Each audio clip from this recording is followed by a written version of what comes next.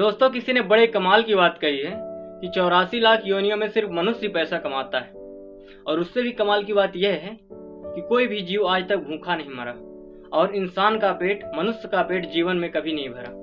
नमस्ते दोस्तों, मैं हूं बीडीपी पाल और आपको एक व्यक्ति की कहानी बताता हूं जो एक गांव में रहता था और बहुत तपस्या करता था। भगवान को प्रसन्न करने को सोचता था, प्रयास करता था और वाकई में भगवान एक दिन प्रसन्न हो गए और दर्शन दिए और मिले उससे। वो बोला कि भगवान, मैं आपसे बहुत कुछ मांगना चाहता हूँ। तो भगवान ने बोला कि हम मांगो, जो तुम मांगोगे तुमको सब कुछ मिलेगा, लेकिन एक शर्त है। वो बोला क्या? भगवान ने बोला कि जो तुमको मिलेगा उसका 2 गुना तुम्हारे पड़ोसियों को मिलेगा और तुम्हारे गांव वालों को मिलेगा। उसने बोला, कुछ सोचा, फिर बोला कि ठीक है। तो उसने बोला कि भगवान, मेरा 10 मंजिला का मकान बन जाए। भगवान ने कहा तथास्तु। उसका 10 मंजिला का घर बन गया, लेकिन उसके पड़ोसियों का, उसके गांव वालों का 20-20 मंजिला का घर बन गया। जब वह निकलता गांव में घूमने के लिए, टहलने के लिए जाता, दुकान वगैरह जाता, तो देखता सबके 20-20 मंजिले के, पूरे गांव में 20-20 मंजिले के मकान बने हैं और उसका 10 मंजिला का है। बहुत अंदर ही अंदर बहुत क्रोधित होता, बोलता कि इतनी तपस्या मैं की और सब मजे गांव वाले मार रहे हैं। अंदर ही अंदर बहुत चिढ़ता। फिर एक बोला कि फिर भगवान की फिर तपस्या की और फिर भगवान को प्रसन्न किया। फिर दोबारा मांगा, बोला कि भगवान, मेरे को एक बढ़िया सी कार दे दीजिए। भगवान ने बोला तथास्तु। उसके पास एक कार हो गई, उसके पड़ोसियों के पास 2-2 कार हो गई, उसके गांव वालों के पास 2-2 कार हो गई।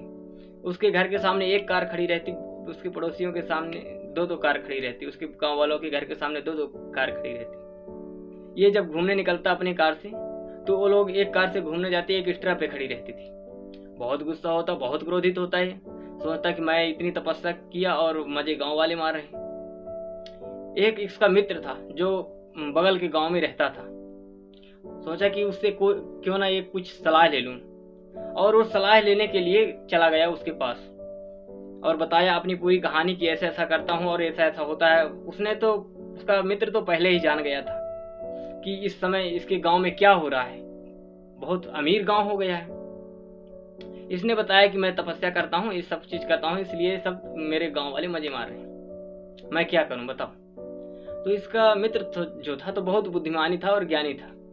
इसने कहा कि तुम जाओ, मैं तुमको कुछ उपाय बता रहा हूँ। उसको कुछ उपाय बताया और इसको भेज दिया वापस। और ये अपने घर आया, फिर तपस्या किया और भगवान को प्रसन्न किया। और भगवान प्रसन्न हुए तो बोला, भगवान आप मेरी एक आंख फोड़ दो। भगवान ने कहा तथास्तु। हर बार की तरह तथास्तु बोले, इस बार भी इसकी एक आंख फूट गई, एक आंख पे दिखाई देना बंद हो गया।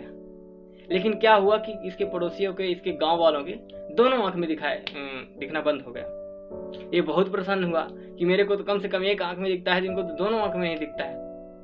तो दोस्तों, दरअसल ये कहानी से हमको ये सीखने को मिलता है, ये कहानी नहीं बल्कि ये आप और हमारे जीवन में ऐसा होता है।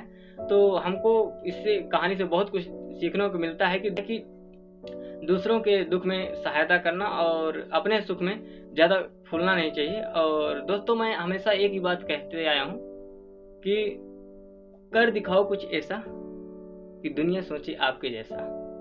जय हिंद, वंदे मातरम।